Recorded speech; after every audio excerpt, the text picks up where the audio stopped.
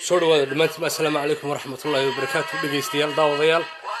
مال كستو دافاها دنيا ka joogtaan bacaawiye caalamka barnaamijkan ku soo qaadan doona arrimo fara badan ruuxantii oo ka taagan geeska Afrika ruuxantii waxa asaasiya arrimaha maanta taagan iyo Soomaalida geeska Afrika iyo waxa ka taagan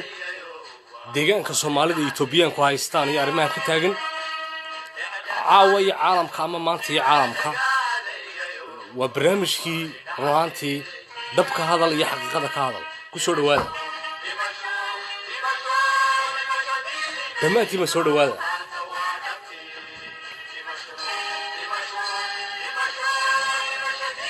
وعليكم السلام ورحمة الله وبركاته دماتي مسور هذا سي شرفي عيسى كلامك كجرتو سور هذا حقيقة على قول الله يا عاو مدة الصومالية دورن وحلا يسكولها ريانا متشرو waxaan ku hadlaynaa xaqiiqada iyo waaqaca ka jira dhammaan ummadda Soomaaliyeed oo dhan dhulka Itoobiya haysato ee dawlad deegaanka Soomaalida Itoobiya ee Itoobiyaan ku haystaan iyo dhulka xorta ah ee waqooyi galbeed iyo Soomaaliya iyo Djibouti inta weyn dul istaagi doonaa geeska Afrika marxaladda ka taagan waan gorfayn doonaa siyaasadda maanta iyo caalamka iyo caawa iyo maanta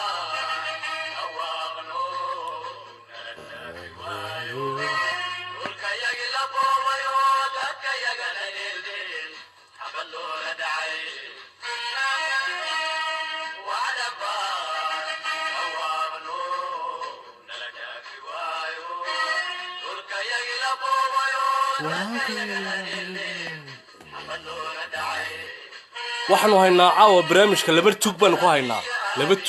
haynaa waan ku soo qaadanaa barnaamijka laba tuug oo Soomaaliyeed oo tuug dhashaya labaduba waan soo bandhigi doonaa caawa midi waxa weeye madaxweyne ku xigeenka deegaanka Soomaalida Itoobiya waa Ciise waa nin tuuga oo Ciise oo madaxweyne ku xigeen weeye oo daalin dhalaya midna waxa weeye nin raay saaqo ogaadeyna weeye madaxweyne ku xigeenka iyo madaxweynuhu waa labadaba oo soo bandhiganaa caawa si dhamaana loo wada hadlayaa caawa waxba lama kala qarsanayo dhammaantii soo dhawaada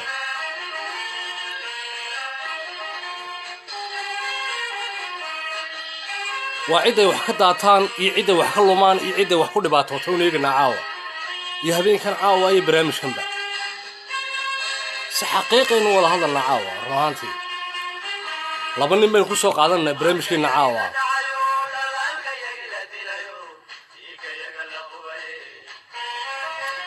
laba nin baan ku soo qaadanaa barnaamijka caawa inagu martay waliba soo dhawaada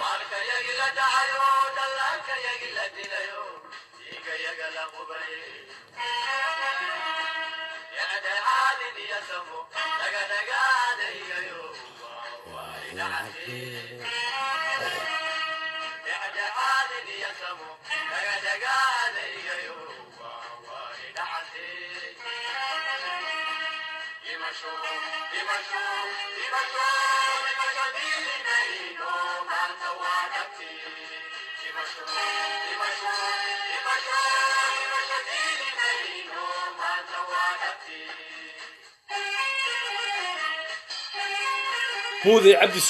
عبدي سودو إن هذا الشرقلة برامج كان مودي عبدي سودو إن هذا الشرقلة برامج كان مودي عبدي ضمان برامج الشرقلة قطبية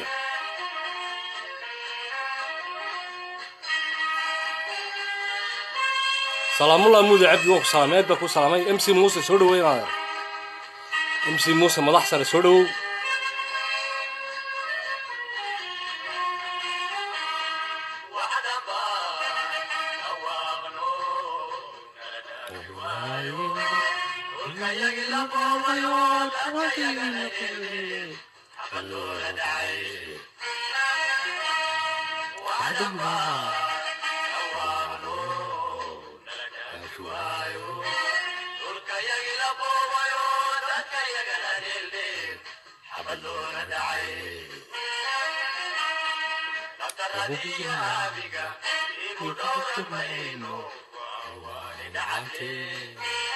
dib u dhooran mayno eegan mayno dib dib loo eegan maayo.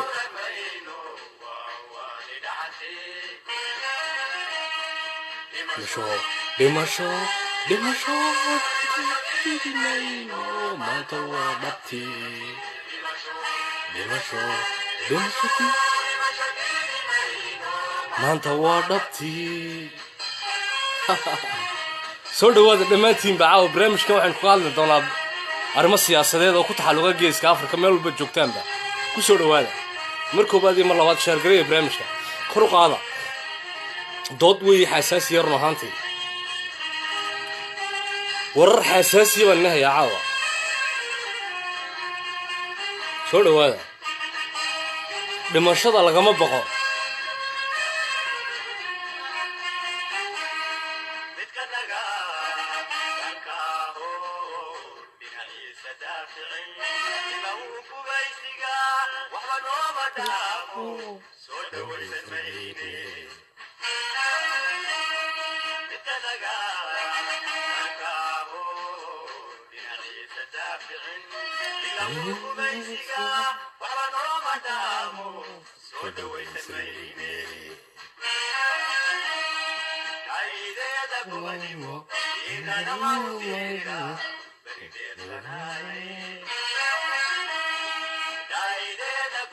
laba nin baan caawa barnaamij ku soo qaadan noo daalimiina. laba nin oo xaaraamiyiin ay ku soo qaadan caawa. dhimasho dhimasho dhimasho diidimayne maanta waa dhabtii.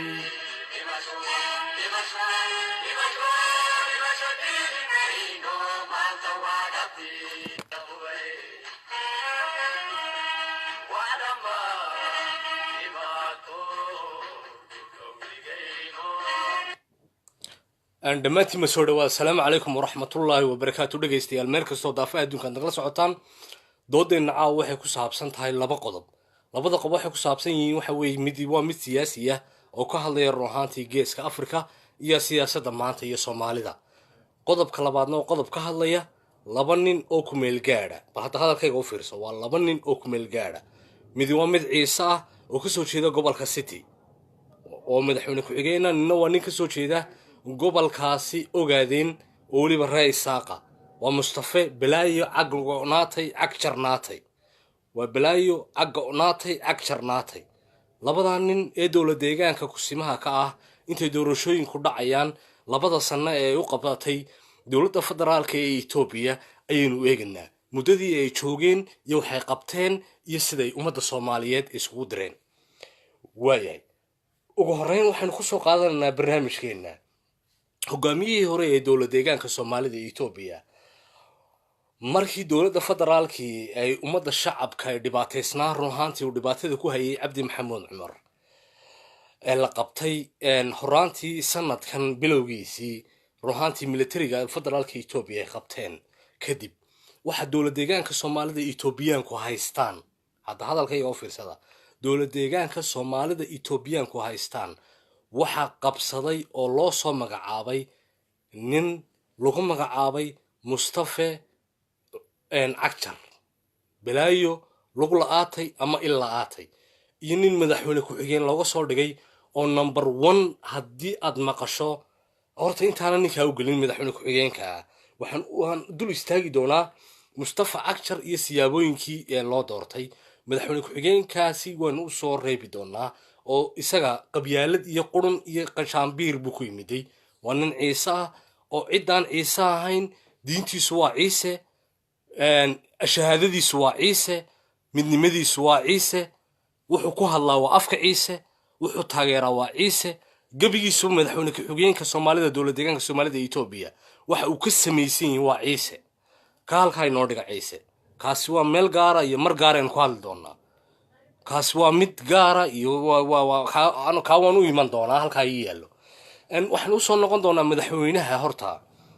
balaayo lug la-aatay ama il la-aatay. bal hadda hadalka u fiirso. balaayo lug la-aatay ama il la-aatay waa cagjar weeye. waa mustafa cagjar oo 2 sannadood oo kumeel gaadha loo siiyey dowlad deegaanka soomaalida etoobiya oo lagu yidhi bal deegaankan xasilooni iyo midnimo ummad soomaaliyeed ka dhalay. dhammaanba dowlad deegaanka iyo ummadda soomaaliyeed waxaa ku nool 36 Soomaaliya oo beelaha Soomaaliyeed ku nool ruhaantii 36 Soomaalida ee beelaha Soomaaliyeed ee dowlad deegaanka ku nool waqtigii 10 sanadood laga soo wareego hogaamiyihii hore Cabdi Maxamuud Cumar dhibaatooyin fara badan uu geystay ummadda Soomaaliyeed ee deegaanka ku noolaa 10 sanadood ka bacdi maxaa dhibaato dhacay waa la ogsoon yahay jilowgaadin baynu garananaa dhibaatooyin fara badan oo ummadda Soomaaliyeed ay soo martay baynu garananaa waqtigii uu haystay xukunka dhammaanba Itoobiya oo dhan Tigreegu maanta uu hogaaminayo Dr. Abiy Ahmed iyo Oromadu iyo xukunkan maanta jiray dimuqraadiyadda xasiloonida nidaamka isku socodka iyo walaaltinimada iyo xorriyad qowlka ay ka dhashay federaalka Itoobiya hadda waxaan isdul istaagnaa Mustafa Cagshar 36 beelood oo deegaanadaasi Soomaalida Itoobiya ku nool ayaa lagu yiri hogaami 2 sanadood gudahood ku hogaami waliba 2 sanadood waxaad u hogaamisaa si cadaalad iyo sinaan iyo walaaltinimo iyo midnimo gobol iyo deegaan iyo tuulo iyo degmo waxa uu sameeyay Mustafa Cagshar iyo ku-xigeenka ninka Ciise ee ku-xigeenka oo waliba Mustafa marka la yiraahdo Mustafa uu noqonayo miskiin yar oo halkan iska fadhiya waxa ka daran ninka Ciise ee ku-xigeenka ee deegaanka jigjiga jooga maanta Mustafa wuxuu noqonayaa miskiin yar laakiin labada munaafaq ee deegaanka Soomaalida Itoobiya maanta maamulaan iftiiminaya waayahay aan xukunkaasi waxa ka shaqeeyay ruhaantii ninka la yiraahdo Axmed Shide Dr. Axmed Shide oo shicibka dowlad deegaanka Soomaalida Itoobiya hogaaminaya xisbigaasi shicibka ee deegaanka maantana wasiirka wasaaradda maaliyadda federaalka Itoobiya waa Dr. Axmed Shide horena oo ahaa ruhaantii wasiirka wasaaradda warfaafinta iyo wacyigelinta federaalka Itoobiya oo Axmed Shide ahna gudoomiyaha xisbiga Soomaalida Itoobiya ee deegaanka Soomaalida Itoobiya jigjiga intaas oo dhan markaynu ka nimaadno iyo taariikhaha aan ka soo waramano 2 sanadood gudahood waxa loogu ballan qaaday iyo lagu yiri soo dhisa nimanka dhalinyarada ninka Raisaaq ee ogaadeenka iyo ninka Ciisaba inaad ku soo dhistaan dawlad cadaalad iyo sinaana maxay sameeyeen ilmaadareyaal waxay sameeyeen ummadda Soomaaliyeed ee deegaanka horta ku nool baan ka waramay inta u gelin haddaad maqasho Soomaali bal hadalkayga u fiirso haddaad maqasho Soomaali haddaad maqasho qabiil haddaad maqasho cid kale haddaad maqasho wax kale dadka ummadda Soomaaliyeed la yiraahdo waxay ku nool yihiin dhammaan dowlad deegaanka Soomaalida Itoobiyaanku haystaan hadalkayga u fiirsada dhulka Itoobiyaanku Soomaalida ka haystaan bay Soomaali oo dhan isku timid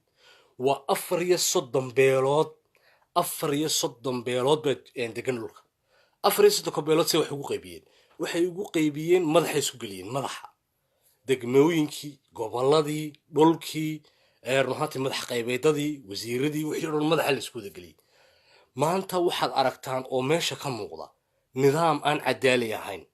nidaam isku dilka ummadda Soomaaliyeed nidaam dagaal sokeeyo dhalinaya nidaam ummadda Soomaaliyeed kala geynaya nidaam ummadda Soomaaliyeed dilaya nidaam aan lagu farxi karin ruhaantii oo ka muuqda nidaamka maanta jira ee uu hogaaminayo ruhaantii Mustafa Cagshar iyo ninka Ciisaha ee ka soo jeeda gobolka City waayay masiibo Ciise waa masiibo Ciisuhu iska soo doorteen masiibooyinka marka Ciisaha ama beelahaasi meesha degan bay Ciisuhu ka mid yihiin masiibada markay iska soo doortaan masiibadu iyaga ku noqonaysaa horta taasi Ilaahay baynu deeninaa masiibada aad soo doorateen madaxweyne ku-xigeenka anagoo nagu taageeranay markii xukunka loo soo magacaabay anagoon lahayn waa nin dira waa wiil direed waa wiil Ciise waa wiil direed waa midooba direed waa caynkaan lahayn maanta haddii annaga eeg weydeen karaamadeedii iyo cisigeedii iyo sharaftii aanu deegaanka ku lahayn edigay masiibadaasi nagu noqonaysaa masiibo Ciise ay soo doorteen madaxweyne ku-xigeenka iyo ninkaasi ogaadeen Raisaaq waa labadan waxay ummadii Soomaaliyeed sameeyeen bal hadda u fiirsada waxa loo isku haystaa tulli guuleed waxa isku dilay laba Soomaaliyeed waxa la isku dilayaa Charati waxa la isku dilayaa meesha la yiraahdo dhammaan deegaanada Soomaalida Itoobiya oo dhan dhibaatooyinka ka jira deegaanadaasi ragga alifay ee ka dambeeya waa ninka Ciise hormood oo waliba iyo ninkaasi balaayi ilaa aatay ama lug la'aatay Mustafa Cagshar waxaan ugu baaqanaa dhammaan ummadda Soomaaliyeed ee istihaalka iyo dhibaatooyinka iyo balanbalka ku soo jirtay dadka Soomaalidu meel kasta degan yihiin dad walaalo weey dhibaato fara badan soo haysatay 10 sano u dambeeyayna ruhaantii soo dhibaatoonay maanta uma baahna in niman weji ku macaasha, niman xil ku macaasha, niman been iyo balaayo ku macaasha, niman qabiil ku macaasha oo jigjiga fadhiya uma baahna. waxa loo baahan yahay xaqiiqada iyo waaqaca maanta jireen ka hadlanaa. walaalayaal waxa weeye haddaba aan kusoo gabagabeynayaa dadka maanta dadka isku diraya waa ninka ciisaha ah ee kasoo jeeda gobolka city ee madaxweyne ku-xigeenka ka deegaanka soomaalida Itoobiya. waa number 2. ugaaska guud ee beelaha ciise waxaan u sheeganaa haddii madaxweyne ku-xigeenkaasi dowlad deegaanka soomaalida Itoobiya ee ninka dirka ah oo kursi direed weey dir buu ku fadhiyaa, kursi ciise kuma fadhiyo. waxa loo sheegayaa ninkaasi hadduu ka tanaasuli waayo dhibaatooyinka uu ku wado gaadsan biyamaal surre akishe jaarso isaaq gadabuursi dhammaan beelaha direed oo dhan uu ku wado ninkaa ciise ee weliba kursiga beelaha direed ku fadhiya ee ku-xigeenka ah ee maanta deegaanka ku-xigeenka ah ee damiirlaawaha ah ee u shaqaynaya jufada hoose ee ciisanimadu kaga eeg tahay. ugaaska guud ee beelaha ciise waxaan ugu baaqanaa sharaf iyo ciis iyo karaamaad naga mudan tahay. waa ugaas Soomaaliyeed weey, waa ugaas inaga mudan sharaf iyo ciis. ugaas waxaanu kuu sheegaynaa ninkaasi nama metelo annaga nama metelo nagamana mid aha. hadalku hadduu mid yahay laba lagama dhigo. ugaaska beelaha guud ee beelaha ciise waxaan ugu baaqanaa ninkaasi nama metelo, madaxweyne ku-xigeenkii namana meteli doono. waayo akishaad arkayso akishe ayaa salaadiintoodii deegaankoogii jaarso gaadsan biyamaal surre gadabuursi isaaq dhulkoogii lagu haystaa. waxani wax annagana anfacaya maaha. madaxweyne ku-xigeenkani madaxweyne noo cuntamaya maaha. waa masiibo ciise. masiibada ciise laba mid bay noqonaysaa. ciisow masiibadaad soo abaabulasaan, masiibadaad doonaysaan inaad ummadda Soomaaliyeed isku dirtaan, masiibadaasi waxaan ilaahay ka baranay ciisow inay idiga dib inagu noqoto biidmillaah. ummadda Soomaaliyeedna waxaan leenahay aamiin dhah, dib ha ugu noqoto masiibadaasi beelaha ciise haddii ay og yihiinba ninkaasi ciisaha ah ee ku-xigeenka ah ee daalinku dhalay ee maanta ku-xigeenka ka jigjiga way hanu soo noqday. inta kale Mustafa Cagjar hore waxay Soomaalidu ugu mahmaadaa balaayo ilaa aatay ama lug la'aatay, balaayo ama ilaa aatay ama lug la'aatay. bal hadalkayga u fiirso.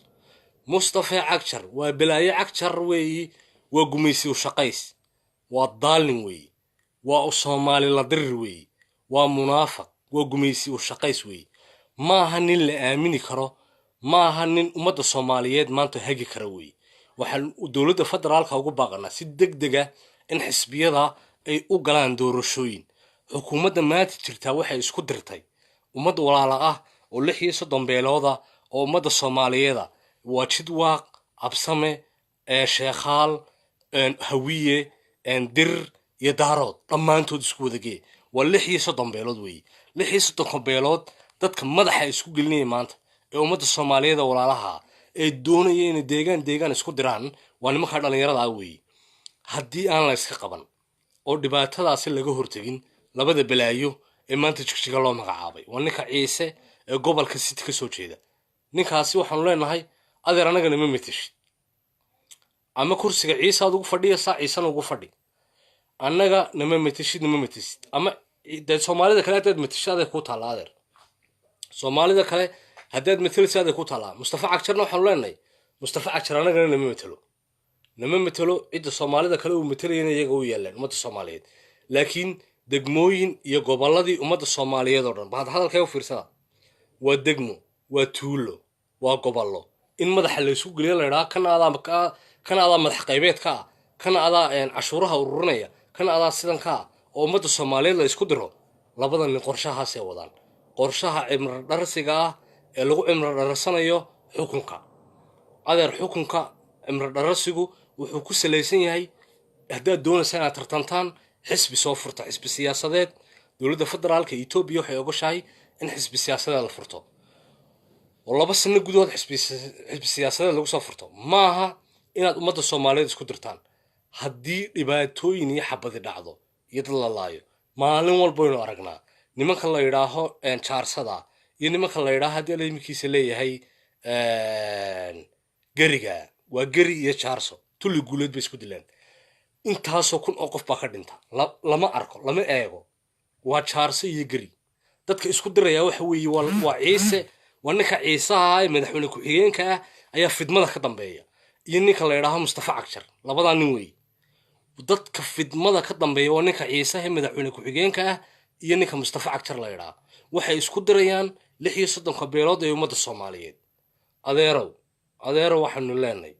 ka tanaasula ha ka macaashina dhiigga ummadda soomaaliyeed ha ka macaashina dhulka ummadda soomaaliyeed dhulkani waa dhul soomaaliyeed weeyi waa dhul gobonnimo iyo sharaf iyo taariikh ku xusan weeyi waa dhul ee etoobiya haysata weeyi waa dhul halgan badan soo maray waa dhul ummad badan oo soomaaliyeed usoo halgantay jabhadda onanf oo iyaduna in badan halgamaysay run ahaantii oo jabhad soomaaliyeeda laakiin jabhad qabiil ah oon la diidi karin dee waxay doontaba jabhadooday noqoto jabhad soomaaliyeed way dagaalantay dad baa kaga dhintay onanf maanta etoobiya heshiis bay wada galeen xisbi siyaasadeed bay noqdeen xisbi siyaasadeed la soo baxoo samayso mustafa cagjarow iyo ninka ciisaha ee ku-xigeenka waxaan kuu sheegaya adeer xisbiya siyaasadeed samayso maaha ummadda soomaaliyeed inay isku disho maaha gobollada iyo degmooyinka dadku leeyihiin ay taariikh iyo abyiisuru lahaayeen inaad madaxa isku geliso dhibaatada etoobiya ka taagan waxa mas-uul ka ah hadda hadalkayga oo fiirsada ninka madaxweyne ku-xigeenka ah ee ciisaha ah ee kursiga ku yimiday beelaha direed madaxweyne ku-xigeenka dowlad deegaanka soomaalida etoobiya kuma fadhiyo kursiga ciise wuxuu ku fadhiyaa kursiga beelaha direed buu ku fadhiyaa run baynu isku sheegaynaa niyow haddaanu lahay beelaha direed kursigan adeer waad iskaga kacsaa ciisow fidmaad wadaa anuu horta beelaha ciise wada eedayn maayo beelaha ciise aad igama waajibto ugaas bay leeyihiin sharaf leh beelaha ciise sharaf bay naga mudayiin laakiin ninkaasi siyaasadda gunteeda fadhiya ee madaxweyne ku-xigeenkii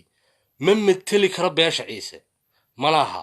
waa madaxweyne ku-xigeen u shaqaynaya qabaa'il iyo caruurtiisa iyo nidaam buu shaqaynaya ma mateli kartid beelaha direed kursigana waxaad ugu fadhidaa waa la garan doonaa dib baa loo baari doonaa madaxweyne ku-xigeen horta annaga nooma batiidba totaliba bataatanba soomaalidu runta eedaa waxa weeye walaalayaal 2 sanaa loo qabtay ninkan ciise kursiga dirnimada ku yimiday iyo ninkan kale kursiga ku yimiday daaroodnimada cagjar balaayo lug la-aatay ama cag la-aatay intaa markaan kusoo gabagabeeyo waxa weeye waxa hadhay marka la isku celceliyo waa 10 bilood ba hadhay 10 bilood gudahood waxaa lagu doonayaa 10 bilood hadda hadalkayga u fiirsada 10 bilood gudahood waxaa lagu doonayaa in urur siyaasadeed dowlad deegaanka loola yimaado intaan 10 bilood ba la gaadhin ee urur siyaasadeed ba la samayn dadkii bay madaxa isu geliyeen ummaddii bay isku direen deegaanadii baa madaxa is wada galay dadkiiba xabad isla hortaagan labada nin ee ka dambeeyana waa mustafa cagjar iyo ninka ciise ee madaxweyne ku-xigeenka runtu fanta maaha waa ninka weliba masiibada koobaad waaba ninka ciise madaxweyne ku-xigeenka mustafa cagjarna waa masiibada labaad marka waxaan u sheegaynaa dowladda etoobiya federaalka ee doctor abiy axmed hogaaminayo haddii aad masiibo magacowday haddii aad doonaysa inay soomaaliya isku dhammaato haddii aad doonaysa inay dhulka nabad ka dhalan haddii aad doonaysa inay etoobiya olasho haddii aad doonaysa in qowmiyadaha etoobiya kala tagaan nimankan waa inaad wax ka qabato weeye waa nimankan inaad hoos u eegto degmooyinkii baa la isku haystaa dhulkii baa la isku haystaa gobolladii baa la isku haystaa waxa fidmadan wadaana waa ninkaa ciise ee madaxweyne ku-xigeenka iyo ninkaasi mustafa cagjar balaaye in la-aatay ama cag la-aatay mustafa cagjar labada nin baa masiibada wada ummadda soomaaliyeed ee 36 beelood halkaa degan labada nin ee masiibada ku wadaa waa labada nin weeye waxaan u faranaa dowladda dhexe ee etoobiya waa in ay nimanka wax ka qabato nimankaasi waa nimanka tulli guureed xasuuqa ka wada weeye waa nimanka jarati xasuuqa ka wada weeye waa nimanka dhibaatooyinka deegaanada ka dhacay oo dhan wada weeye waa nimanka degmooyinka iyo gobollada madaxa isku geliya weeye waa nimanka jidwaaq iyo absame iyo balaaye iyo baas iyo ogaadeen iyo dir iyo samaroon iyo ciise isaaq iyo jin iyo jaan ummadda soomaaliyeed u qaybiyey waa labada nin weeye waa ninkaa ciise madaxweyne ku-xigeenka iyo ninkaa kale ee mustafa cagjar ee ree isaaq haddii dadkaasi dhibaatada wada ay doonayeen inay cimri dharar ka dhigtaan labada sano ay xilka ku kororsadaan dhibaatada ummadda soomaaliyeed annagu ma yeelano wax loo dulqaadanayna maaha dowladda etoobiyana waxaan leenahay sii jiri maysaan waad baabi'i doontaan meeshan dagaalaa ka dhici jiray waa lays yaqaanaa soomaalidu weligeed ba isdili jirtay dhibaatadii dagaaladii ka jiray meeshanbaa ka dhici doonaa waxaa la isku dili doonaa jufo jufo iyo reer reer cid waliba qorigeyga haysataa cidna ma taqaana cid runta markaynu ku hadalno cid waliba qoryaheegii hubkeyga la soo baxasaa waa digniin aan u faranno dowladda federaalka ah ee dimuqraadiyadda ah ee doctor abiy axmed hogaaminaya jecel yahay in uu dowladda etoobiya isku wado oo si furfuran oo dimuqraadi oo dhaqaalaha iskugu wado laakiin ragga ku mijaxaabinaya ragga doonaya inay dowladda etoobiya ridaan ragga doonaya inay soomaali dhexdeeda colaad ka dhaliyaan ragga doonaya inay dagaalo sokeeya dhacaan ragga doonaya deegaanka inay nabadgelyo darro ka ridaan waa ninka ciise madaxweyne ku-xigeenka ah iyo ninkaasi mustafa cagjar haddii layska qaban waayo dagaalaa soo socda mudaharaadaa soo socda waa la dagaalami doonaa waa la isdili doonaa nin walba deegaankiisu ilaashan doonaa nin walba ciddiisu ilaashan doonaa adeer ninna nin dhulkiisa uga dagaalami maayo waa lays yaqaanaa ogaadeenna waa la yaqaanaa isaaqna waa la yaqaanaa ciisena way is yaqaanaan iyo samaroon isaaq iyo ciisena way is yaqaanaan akishe iyo jaarsana way is yaqaanaan jidwaaq iyo akishana way is yaqaanaan markaa dadka soomaaliyeed yaan been layu sheegin xabaddiibaa dib usoo noqon doonta kulaylka iyo hala xamilo dagaalada sokeeya hala xamilo waxaanu leenahay cid walba oo baaqaygan dhegaysanaysa dhulkiina ilaashada iska dhiciya cadowga beenta ah ee labada sanne cagaha daciifkaa ku taagan ee la doonaya in dhulkiina loo soo magacaabo ka dagaalama ka dhiidhiya u dhinta awoyaashin baa u dhintay taariikh baad leedihiin ninka dhinta ee shahiida taariikhdaad baaldahaba ka gelaysaa wallaahi oo bilaahi oo tallaahi taariikhda waxaad ka gelaysaa baaldahaba haddaad dulmiga diido oo dhulkaaga u dhimato oo diida nacabka iyo cadowga kugu soo wajahan ciduu doonaba ha noqdee qofkii doonaya inuu soo qabsado waan soo qabananaa qofkii doonaya inuu soo qabsado waan soo qabananaa farta soo taago rayga dadweynahan ururana qof kasta oo doonaya inuu soo qabanno uu soo qabsanayaa qof kastoo doonaya in la soo qabto uu soo qabana adeer waxa weeye shaargareeya barnaamijka gudbiya muude cabdi iyo dhammaan ciddayna dhegaysanaysaba meel kastoo joogtaan bay soo dhawaada waa barnaamij xaqiiqada ka hadlaya geeska afrika nidaamka jira geesta kale waxaan iloobay oon ku darayaa qodob baan iloobay maamul goboleedyada soomaalida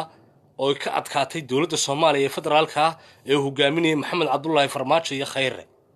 marka runta laga hadlo maamul goboleedyadii soomaaliya waxaa ka adkaatay dowladda oo hogaaminayaan khayre iyo farmaajo ee ka dhisan magaalada muqdisho iyadoo kaga adkaatay siyaasadda arrimaha dibadda iyo arrimaha gudaha say wada ogsoonnay dadka dowladiidka ah ee maamul goboleedada ah meel kastay joogaan ama madaxweyne sheego ama qabiil sheego dowladda maanta uu hogaaminayay farmaajo iyo khayre runaantii waa dowladda ka adkaatay maamul goboleedada runtana u sheegtay waa dowladda dhexe federaalka ah ama taageero laakiin de xaqiiqadan ku hadlanaa adeer xaqiiqada laga hadlayaa maamul goboleedadii axmed madoobe iyo ninka la yidhaaho xaaf iyo axmed madoobe iyo xaaf iyo cabdiweli gaas iyo rag cabaadaya oo dhaqaalihii ka dhammaadeen iyo yaa ayaad arkaysaa meelaha ka qaylaya ka cabaadaya waa 5 nin iyo muuse biixi iyo wuxuu wada cabaadayaan shaqaaq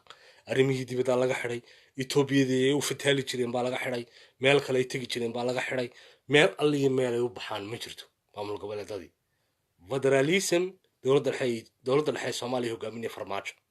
waxaad moodaa saasaan dowladeed inay maanta ka jirto soomaaliya ee u dhalatay run ahaantii xagga marka la eego arrimaha dibadda ee caalamiga ah waayo waxaad ka dareemaysaa maamul goboleedadii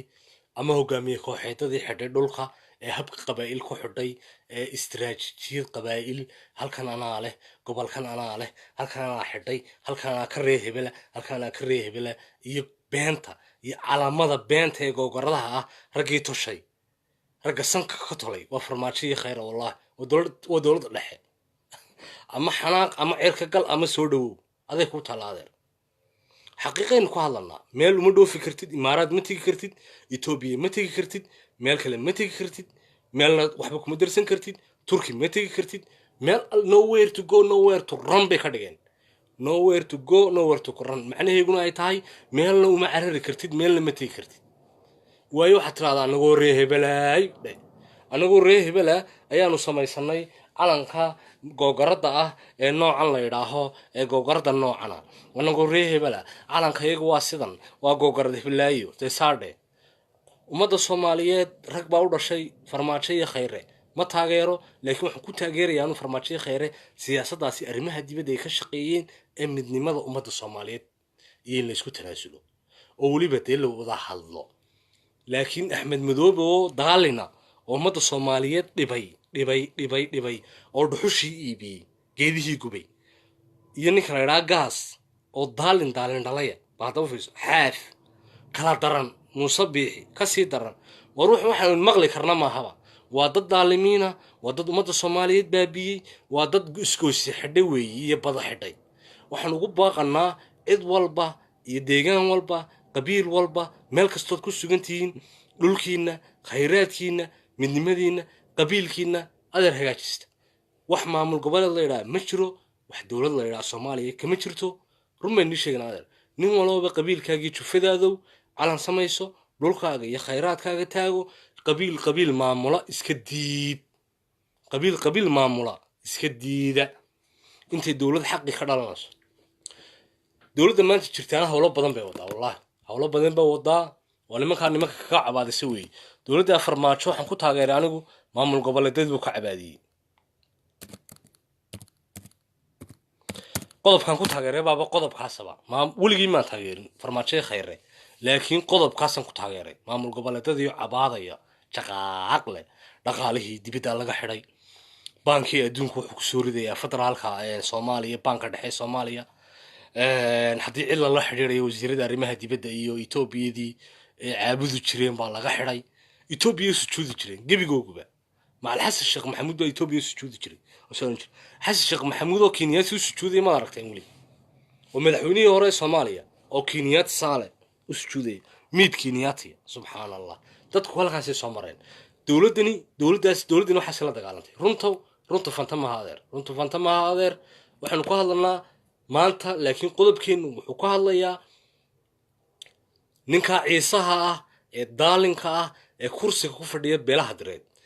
ninka ciisaha ah ee daalinka ah ee madaxweyne ku-xigeenka ah ee beelihii direed afka isku geliyey ee beelihii direed madaxa isku geliyey ee u shaqaynaya gumaystahaasi runahaantii cagjar u shaqaynaya cagjar hore waa la iskaga ilaalinayay ogaadeen hore waa la iskaga ilaalinayay reesaaq hore waa la iskaga ilaalinayay laakiin ciisow ugaaska beelaha ciise iyo dhaqanka beelaha ciise waxaan nuu sheegaynaa ninkaasi meesha fadhiya annaga nama metelo horta namana meteli doono ciisow saasay nagu kala dhammaatay waa inoo xabad waa inoo rasaas meeshaad joogtaanba ciisow ninkaa waad qaban weydeen ciisow waxaad lahaydeen 12 oday oo dhaqan baad lahaydeen waxaad lahaydeen 12 xeer oo ciise waxaad lahaydeen dad dhaqan iyo dee kala dambayn leh laakiin waxaad eeganaysaan dulmiga tacadiga sharci ku gudubka xadgudubka oo wada wiilka ciise ee madaxweyne ku-xigeenka ee kursiga beelaha direed ku fadhiya ma yeelano umana dulqaadanano inuu afka isku geliyo akishe iyo jidwaaq inuu afka isku geliyo jaarso iyo nimanka la yidhaaho geri inuu afka isku geliyo samaroon iyo ciise inuu afka isku geliyo isaaq iyo ogaadeen lama yeelayo waxaasoo beelood ninka ka shaqaynaya inuu afka isku geliyo ciise maaha ciise xeerkaa muu mudnayn ciise wuu ka bannaanyay waxaan ugu baaqanaa ugaaska sharafta leh ee beelaha ciise ninkaasi haddii laga soo arrimin waayo waxa dhici doonta xabadaydan ridina annagu xabadaydu afkay ku jirtaa waa noo diyaar hadhow toole ayaan mag la isweydiin hadhow toole ayaan la odhan waana loo soo guday hadhow toole ayaan la odhan waa sidaa ciisoo baaqaygaasi ugaaska guud baan u dirayaa ee beelaha ciise sharafta iyo karaamada mudan ereygaygaasi haddaad dhegaysan weydaan beelaha ciise meel walba joog dibad iyo gudaba joog haddii ninkaa lasoo qaban waayo madaxweyne ku-xigeenka ah ee dhibaatadaasi ummadda soomaaliyeed ku dhex wadaa ciise ee madaxweyne ku-xigeenka deegaanka ah wallaahi billaahi tallaahi xabadayadu afkay ku jirtaa cidna wadama habranan ciise waa noo dagaal waa hadhow tolayaan lasoo kala caban hadhow adeeryaan la soo kala caban hadhow tole wuxuu eeg ninka raggii geedka lagaga garhelayo waa inuu iska ilaaliyo anigu gartayda halkaasaan kusii akhrisanayaa anigu gartayda halkaasaan kusii dhiibanaya hadhow toole markaan dad xasuuqeen dad laayo fideogaygaas wuu duuban yahay waxaan u faray ugaaska guud ee beelaha ciise ninka madaxweyne ku-xigeenka in si degdega loo soo qabto ee beelaha ciise iyo beelaha dareed kursigeega ku fadhiya run ahaantii waa haddii ay tolnimo inaga dhaxayso iyo walaaltinimo waa hadday jirto weeye haddii kalena adeer way noo dagaalday ciise weligeen buu isnaqaanay waa lays yaqaanaa waa laysi soo dili jiray ka awow la kala biqi maayo cid walba hubbay haysataa cid walba tiray haysataa adeer marka xabad u diyaargarow ciisow xabad u diyaargarow runtan kuu sheegaya anu ciisow kuu soo gaban maayo kuuna soo dusi maayo nin runta loogu yimaada baan anu ruhaantii waayo wiilka madaxweyne ku-xigeenka kaa deegaanku anigiibuu doonayaa inuu dhulkayga qaato anigiibuu doonayaa inuu xaqiro anigiibuu doonayaa inuu igu xadgudbo lagaa yeeli maayo laa xabad baa inoo diyaara ciisow xabad baa inoo diyaara haddaad ninkaan la soo hadli weydaan weliba anigu waxaan la hadlayaa 12 oday ee beelaha ciise 12 oday ee beelaha ciise aan la hadlaya weliba anigu 12 oday beelaha ciise hadday arrinkaa kasoo jawaabi waayaan xabad baa inoo diyaara ciisow miiskana inoo saaran hadhow yaan lasoo kala caban hadhow toolaba yaan lasoo kala caban nimankaa tolka ciisahaya baanu saynaa macaaw oo run ahaantii ninka madaxweyne ku-xigeenkii fidmada ka shaqaynayo aynu arkano ee ugaaska ciisana ku daawanayo ugaaska ciise uu ku daawanaya run caddaanu ku daawanaya adeer lagaa yeeli maayo waxaa laga yeeli maayo no balaayo lug la-aatay ama cag la-aatay mustafa cagshad baan usoo noqonayaa laangaabka ree isaaq ee balaayo lug la-aatay ama cag la-aatay waxaan ku leeyahay adiga horaa adu dhibaatooyin baad hore u tabanaysay ciilqabaatay ciilqabe ninku hadduu ciilqabe yahay oo dhibaatooyin u soo gaadhaan oo ninku ciilqabe iska yahayba ninku soomaaliba maahaba markiisa hore balaayo lug la-aatay ama ciil la-aatay waa mustafa cagjar waa ciilqabe kaasi halkaa inoo dhiga ciilqabaha waanu iska celinaynaa ruhaantii dhulkaygana maamuli maayo madaxweyne annaga noo maaha ugaaskayga madaxweyne maaha dhaqankayga madaxweyne maaha dowladdanina waa dowlad kumeel gaadh ee dowlad jirtaba maahaba waar sidee annaga dowlad kumeel gaadh noogu talisaa waa tan la yaabanayba caqligayga nooma taliso noomana talin doonto muude cabdi waan kusoo qabanayaa adeer waan kusoo qabanayaa farta soo taago muude cabdi kusoo qabanaya farta soo taago habeenkan caawa waa la ishayaa farta soo taago muude cabdi farta soo taagayna adeer dhammaan ummadda soomaaliyeed waxaan u sheegaynaa beri toole ka maalin markay dhibaata dhacdo ee dad la laayo yaan lasoo kala caban anugu ugaaskaan ugu baaqayaa iyo 12 jilib ee ciisaha ayaanu fariintayda farayaa beelweynta aanu tolka nahay ee ciise fariintaydaasi aqbal ugaaskaygii baa tahay ugaaska guud baa tahay ugaasaan jeclay baa tahay ugaaskii ciisaa tahay haddii fariintayda dhegaysan weydo beri dhibaatada meeshaa ka dhacda ninka madaxweyne ku-xigeenka ah ee ciisaha ah ee jigjiga fadhiya oo wado hadhow tolayaynaan soo kala caban ayaynaan soo kala caban xabaddu waa inoo diyaar isku abtina waynoo waysnaqaanaa xabadduna way soconaysaa adeer way soconaysaa lama kala cabanayo muude kusoo dhow barkaatu seed u aragtaa deegaanka soomaalida Itoobiya Itoobiyaanku haystaan dhibaatooyin fara badan baa ka jira degmooyinkii iyo gobolladii iyo tuulooyinkii laba nin oo dhalinyara mid waa ciise oo madaxweyne ku-xigeen hadda hadalkayga u fiirso midna waxa weeye ogaadeenoo waxa weeye reeysa ilaa soomaalidu runtay diidaayay ninkan ciise iyo ninkan ree isaaq ee ogaadeen ee ummaddii madaxa isku geliyey ee degmooyinkii iyo gobolladii ummadda soomaaliyeed 36 beelood ee dowlad deegaanka degan isku diraya ee la adu halkan tag adu halkan kala ada maamula adu seed u aragtaa ummadda madaxa isku geliyay ummadda soomaaliyeed deegaanadooda horta saaxib nabil aad baan ku salaamayaa salaan 114 cadad quraanka ku salaamayaa waa ka qaaday horta waxa weeye mataqaanaa horta waa nasiib daro haddii maaragtay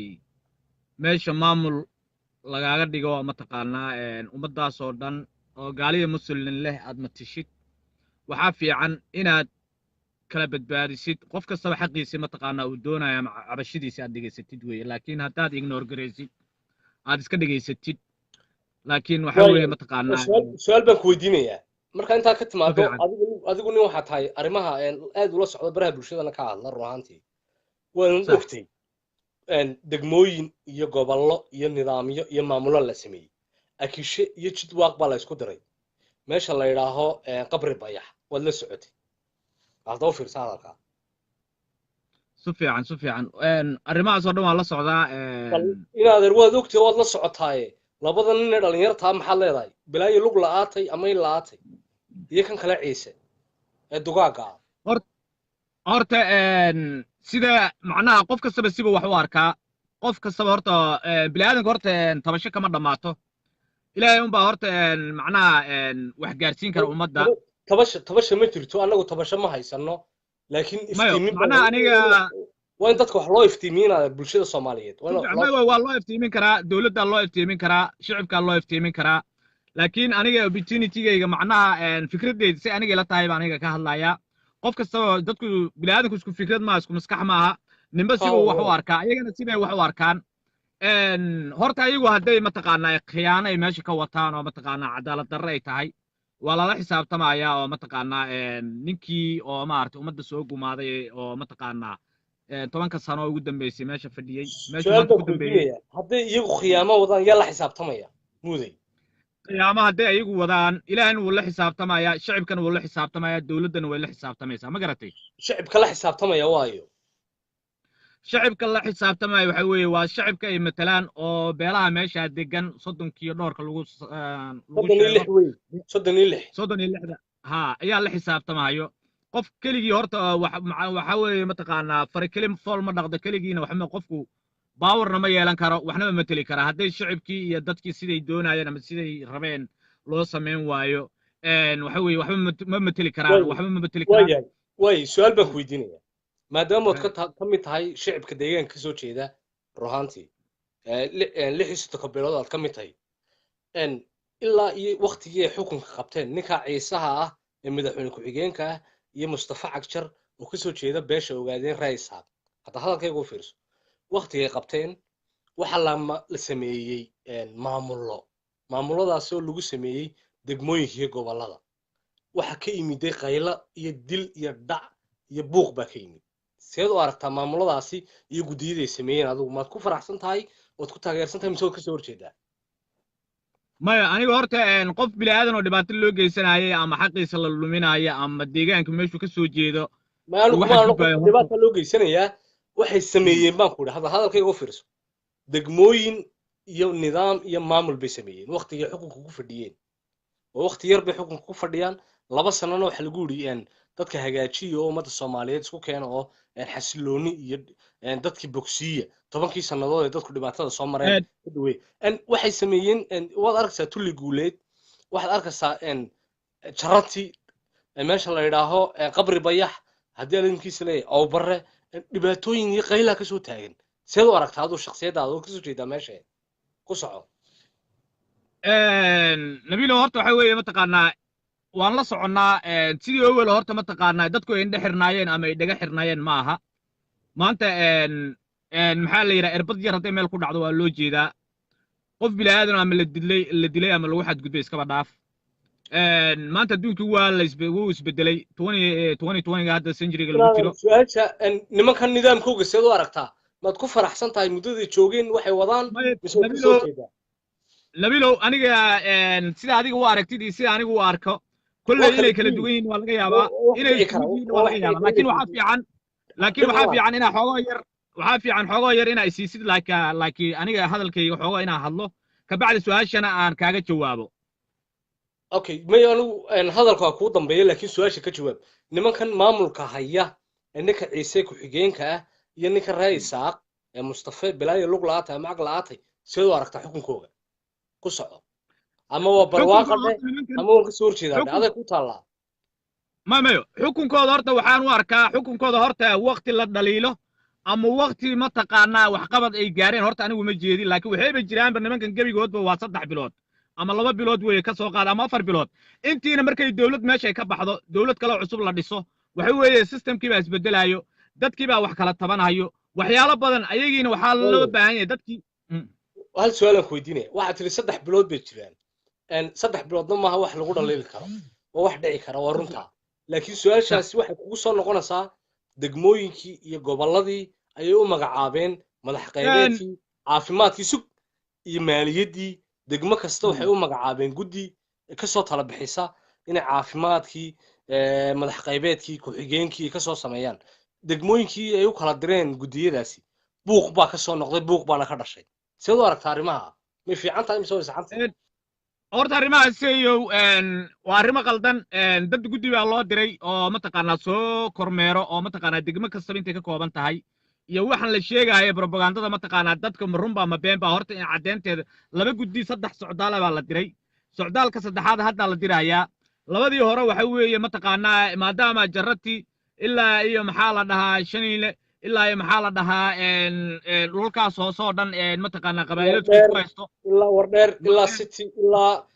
meel walba ilaa iyo gobolka si fiican madaxweynahana VO-da laga wareystay marka waa la weydiiyey su'aalahaasi wuxuu yidhi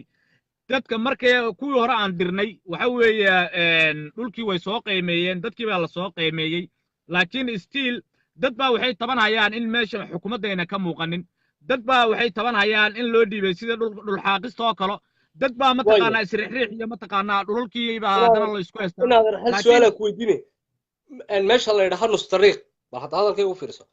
meesha la yidhaahdo nus tariiq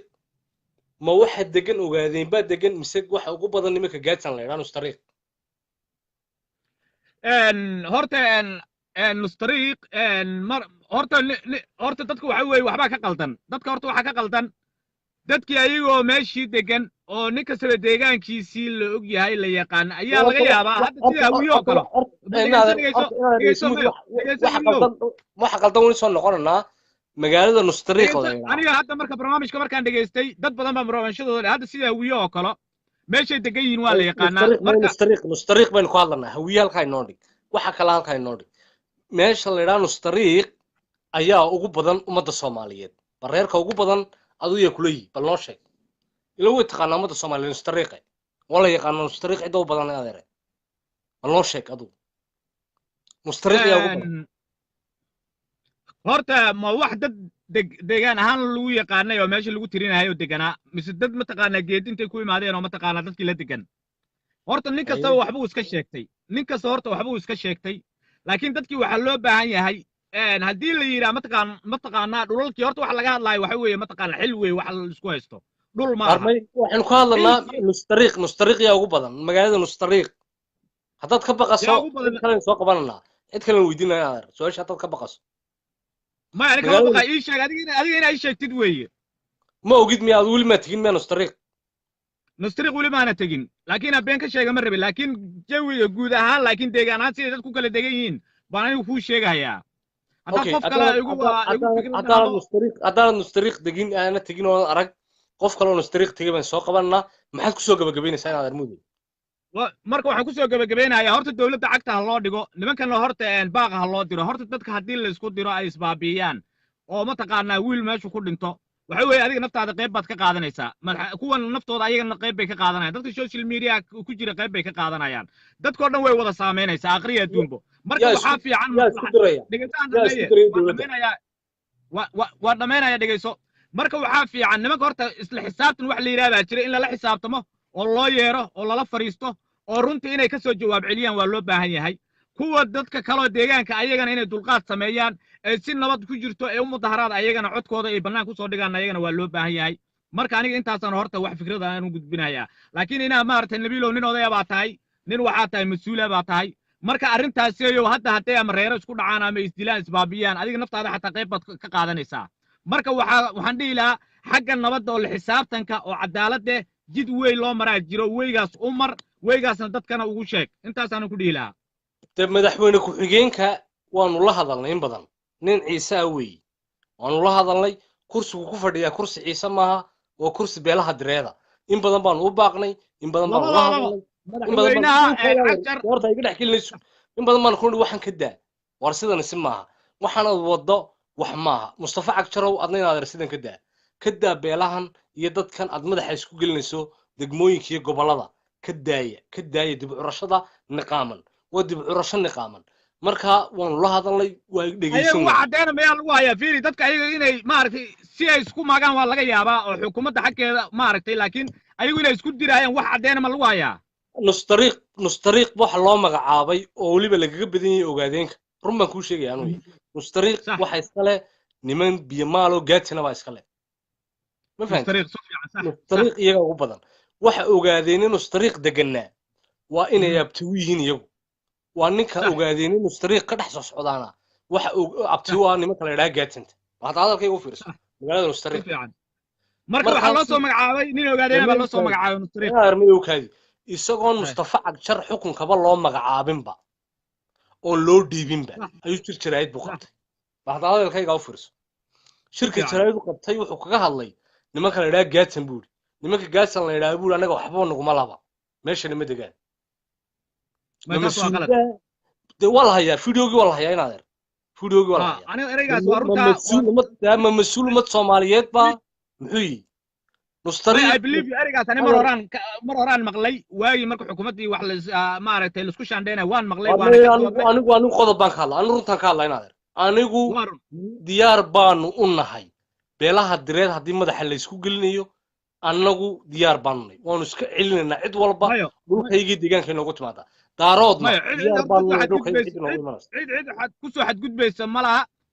annaga waxaa nabadda adiga semberi nabadda waxaad baaq ugu dirtaa nimankaas in xaqooda la siiyo qof deegaanka u dhashay u lahaa in qof kale meel laga keeno la saaro meesha ninkan ciise madaxweyne ku-xigeenka ee qabyaaladiistaha ee ilaah baan kugu dhaartay qabyaalada waxaan ahayn ka shaqaynayn ee meel aan ciisaha meesha kasii hooseysu taagan yihin madaxtooyada jigjigu fadhiya kursiga wuxuu ku fadhiyaa kursiga beelaha direed ciisuu taagan yihin jufo hoosoo ciisaa buu taagan yihin ilaah baan kugu dhaarshay 36 beelood ee dowlad deegaanka muu matalaa adaan ku weydiiyey ninkaa ciise 36 wuu matalaa oo mataqaanaa Soomaaliya oo dhan buu matalaa Ethiopia wixii ka soo jeedo uu matalaa laakiin sidii waxqabadkii sidoo lagu matalaa waxqabadkii loogu talagalay dhageyso waxqabadkii loogu talagalay sidii xaq aheed oo mataqaanaa cadaaladeed hadduu sameyn waayo waa laga bedelayaa waxa la leeyahay waxqabadkaaga aad buu u liitaa saaxiib arrintan wax ka bedel baa la leeyahay laakiin waxa ka horeysa fariin baana loo dirayaa fariintooda inay dhageysanayaan marka insha Allah ciyaarta kalena dowladda Ethiopia taariikh ahaan way ogtay dhulkan Soomaalida Ethiopia dagaalada ka dhici jiray reeraha isdili jiray cidii isdili jirtay waa la yaqaanaa cidii dagaalami jirtay cidii isdili jirtay waa la yaqaanaa marka dagaaladii iyo dhibaatooyinkii labadan nin ee dhalinyarta Mustafa Cagjar iyo ninka Ciise ee madaxweyne ku-xigeenka dowladda deegaanka Soomaalida Ethiopia waa labada nin ee fidmada wada wallaah marka run ka hadalno waa ninka yiri nus tariiq waxaan u soo magacaabaya nin ogaadeena halkuu nus tariiq ogaadeen ku ka dagaa وطلية بين لايمك horta laba system horta way jirtaa laba system dawladdu waxay ku shaqaystaa mabda la yiraahdo dawladnimo oo qabiil ayadoon ahayn qof kasta aqoontiisa way dhigayso gobolka wardheer iyo gobolka sharati iyo fiiq iyo city ha loo magacaabo ummadda Soomaaliyeed oo dhan gobolka city waa in loo magacaabo ummadda Soomaaliyeed oo dhan ha warun laakiin wax isku shaandhayn la yiraahdo la sameeyo oo dadkii la isku dhafo kan xagga deganaa kii xagga deganaa la isdaba mariyo deegaanada ma jirto mayo haddii la yiraahdo laakiin meesha deegaanka aad u laheedaa deganeed qof kale oo banaanka macnaha ka deganaa baa la keenayaa ku xukumaya asagana wadankiisa asaga xukumayo taas horta waa cadaalad darro waa xaq darro waad ogtay inaad siyaasi baa tahay si siyaasiyad u hadlaysaa لكن حقيقة أنا دول استاج مودي أكل على حن ها وأنا دول استاج حقيقة لكن تاس دتكو حلا دتكو سيدي كوكان عن وحي طبعا هيان دتك أنا كسر جربها دتكو حوي إذيك أمتلو وحبا كل بينا لنا ماشي سيد عدالة لكن هدي اللي راني كسب ماشي صح حكومة سيد حقه هاي نكسب ماشي صح حكومة لكن هدي اللي دول النوا سيستم كذا وحلوش قينا يا كان نسترق كل شيء يا كان كل شيء محل ده جيجيجو إيري ده كل شيء asagana waa inuu xukumi karo xagga kan kalena waa inuu xaggan halka xukumi karo laakiin adiga meel kasta meeshayda reerkaygana aniga xukumayo u talinayo reerkaagana adiga ana xukumayo u talinayo taas oo kuma noqonayso taas adduunka taas lama qaadan karo waayahay taas aad wax la baad qaadan mahadsan kara maaha ma garatay annagu waxaanu diidanay wax ugaaska guud ee beelaha ciise waxaanu leenahay waa nin dhaqan leh waa nin sharaf iyo cisi ku dhex leh beelaha soomaaliyeed waa nin ها mustafe ugaas mustafe annagu waxaan ugu marka baaqanaa marka ugaas insha Allah mustafe dhulkaaseeyo waxaan dhan ugu baaqaya anigu hadalkayga u fiirso waxaan ugu sax baaqayaa ugaas mustafe haddii ninka madaxweyne ku-xigeenka ah ee ciise ee kursiga ku fadhiya beelaha direed bal hadda hadalkayga u fiirso haddii uu sax wax ka qaban waayo haddii arrinkaa laga naqon waayo annagu waanu dagaalamanaa waananu iska celinanaa warkaygu wuu cadiyey walaa mustafe oo cag jara oo reeysa ka soo jeeda walaa beelaha direed walaa cid kale cid aanu u joojinaynaa ma jirto go-aankaygu waa mid weyneyo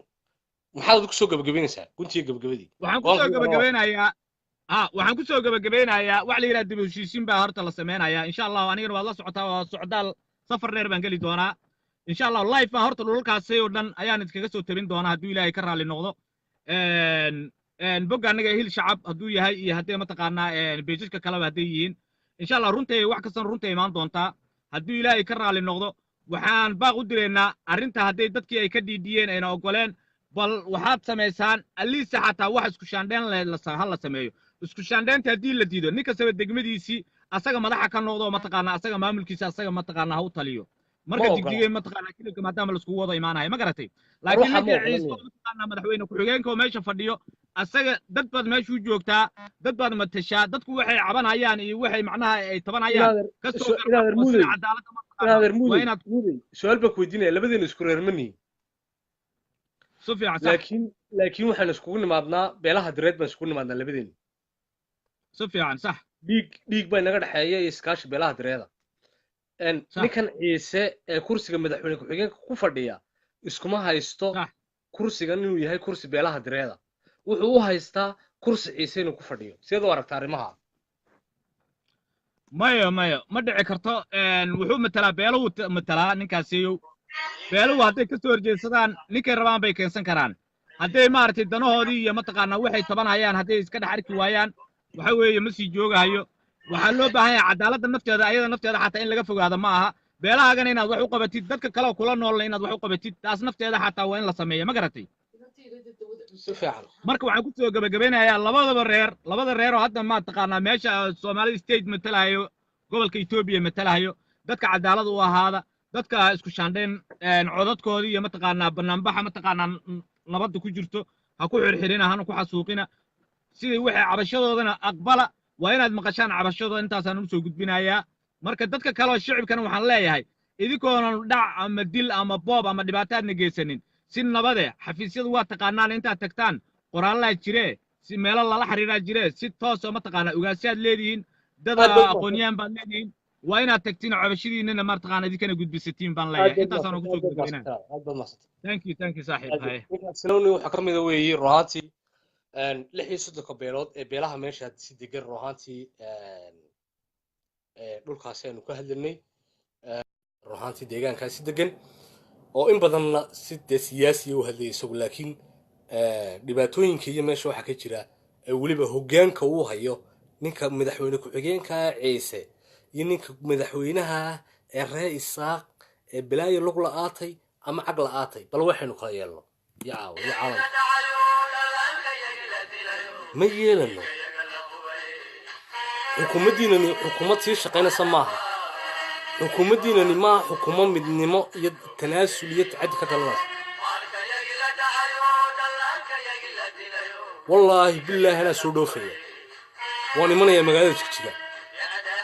guryaanu ku leenahay dhul baanu ku leenahay waan imanayaa wallaahi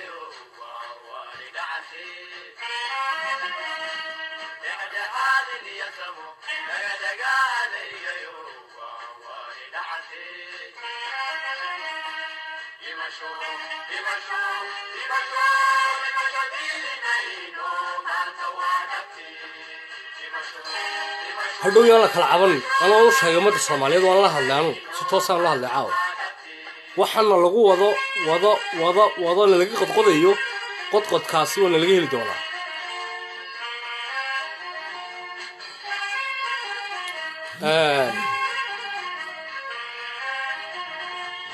labada nin ee dhalinyarta meesha jooga madaxweyne ku-xigeenkaasi ciise ee beenta iyo iska dhaadhiciyeen kursi ciise yahay kursi ciise maaha waa kursi beelaha direed weeyaan anaga ku sheegayna wallahi inaad fadhiin anaga campaign kula galana wallahi walkaasi sii fadhi ciise kursiga anaga campaign kula galaya anaana kursiga ka qaadayo wallahi kursi direed weeyaan haddaanad beelaha direed u shaqaynaynin waad seeka kacsaa meesha waad ka kacsaa anaga kula niyo deegaan baad leedahay deegaan bicid walba leedahay hay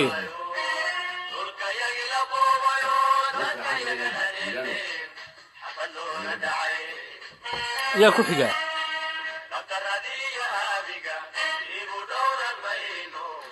anigu waan ugu sheegnay ninkaasi annagana ma matelo ninkaa ciise madaxweyne ku-xigeenkii annagana ma matelo dhulkayga ma iman karo arrimahayga kama hadli karo kursiganna kursi maaha beelaha direed matela nama matelaan ciise annaga niyo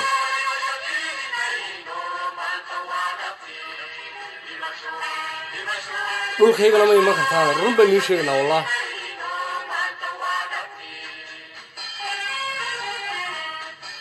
nama matashid ugaaska guud ee beelaha ciise waxaan ugu baaqanaa si sharaf iyo ciise leh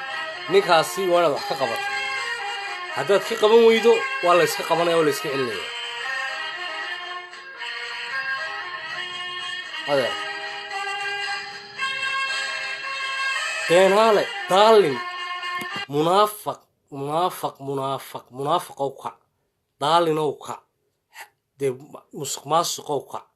qabyaaladiista number 1 waa madaxweyne ku-xigeenka wey waa madaxweyne ku-xigeenka dowlad deegaanka soomaalida iyo Itoobiya waa Mustafa Cagjar ninka ka horeeya munaafiqada wey waa daalin munaafiq wey oo munaafiq horta anu aabihii munaafiq u sheegi maayo laakiin isagu waa munaafiq qabyaaladiiste xaasid isku dire balhambal iyo hoog ummadda Soomaaliyeed ka dhex shaqaynaya kursiganna adeer waxaad ugu fadhidaa ciise uguma fadhidid beesha ciise uguma fadhidid ha u malaynin kursigan madaxweyne ku-xigeenka inaad beesha ciise ugu fadhido ha u malayn adeer kursigani waa kursi ka dhexeeya beelaha direed wey adeer waa lagaa tashan doonaa waana laga riixayaa kursigan waana laga arrimin doonaa waana ku hadli doonaa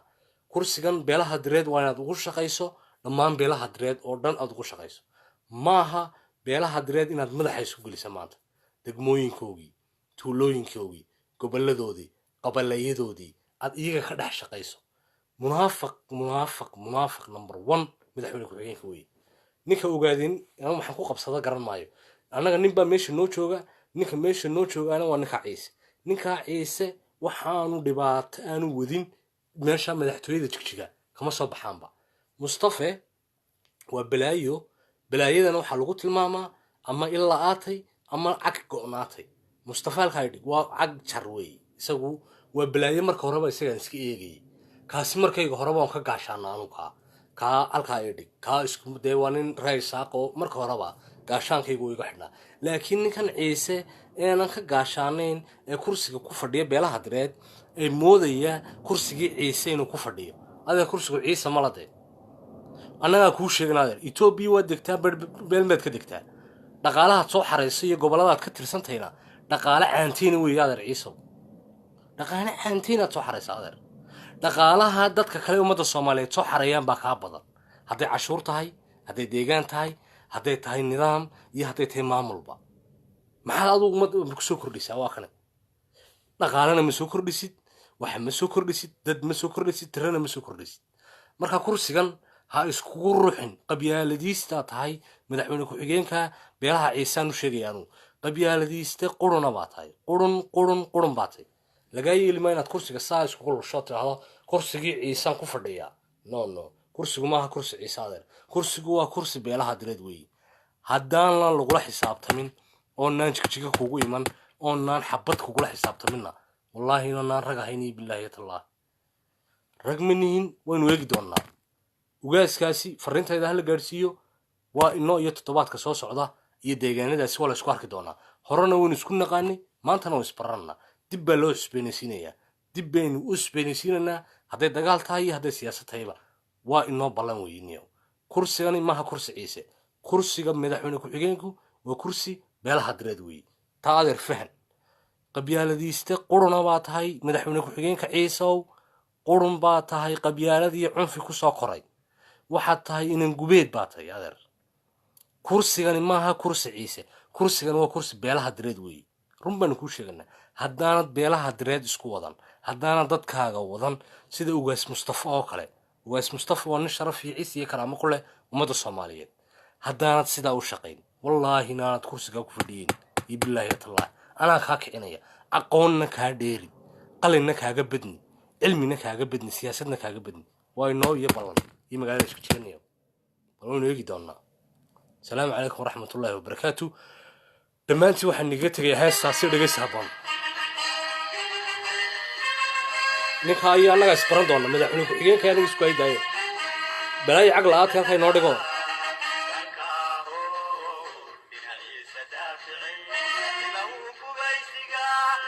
ana bari soo duulaynayo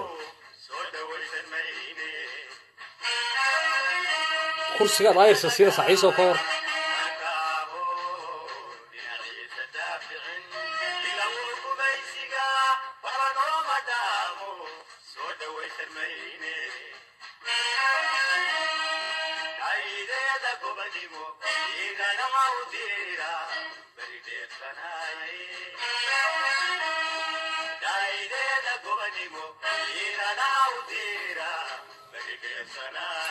من أنا كرسي قال هم بس يسيب الله يا والله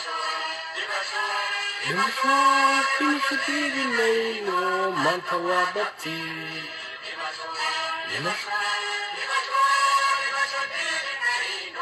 ما أنت وابتي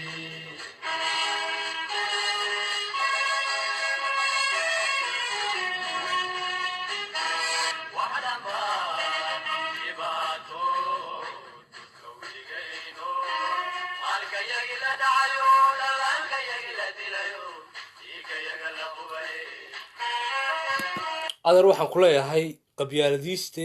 madaxweyne ku-xigeenka dowlad deegaanka soomaalida Itoobiya Mustafa Cagjar ku-xiga number 1 qabyaaladiista tahay nin ciise abaa tahay nasabkaagu waa ciise qabyaaladiista tahay kursiga iskaga kac kursigani maaha kursi ciise kursigani maaha kursi jufada ciise aad ka soo jeedo kursigani waa kursi beelaha direed weey iskaga kac weey adeer rud baan ku sheegnaa annagu adeer haddaad ka kici weydo hawshayadu way socotaa wala la wadi doonaa waana lagu tartami doonaa kursigan federaalka Itoobiya waxaan u sheegnaa dhamaanba wayna maqlayaan wayna dhageysan doonaan dowladda federaalka Itoobiya hadiiba ay dhibaato dhacdo ay meesha dhibaato ka timaado ay dhibaato iyo beelahaas isku hor yimaadaan ninka mas'uulka ka ay waa ninka ciise madaxweyne ku-xigeenka ka weey ninka fidmada wada ninka hubka diraya ninka rasaasta diraya ninka dhaqaalaha reerka u diraya ninka balaayada aloosaya waa ninka madaxweyne ku-xigeenka ciise weey runtu fantama iyo ninka la yiraahdo Mustafa Cagjar isagu waa masiibada ugu weyn ee ummadda Soomaaliyeed isku diraya weey waa nin ra'iisaqa labadaasi wax isku kaashadeen in ummadda Soomaaliyeed ay baabiyaan waxaan u sheegnaa kursiga ninka ciise ku fadhiya maaha kursi ciise waa kursi beelaha direed weey adeer kursiga beelaha direed haddaanad beelaha direed u adeegin ku fadhiyi maysid isku lulimaysid xisaabtan iyo aqoon iyo taariikh iyo waxba iman doonta adeer السلام عليكم ورحمة الله وبركاته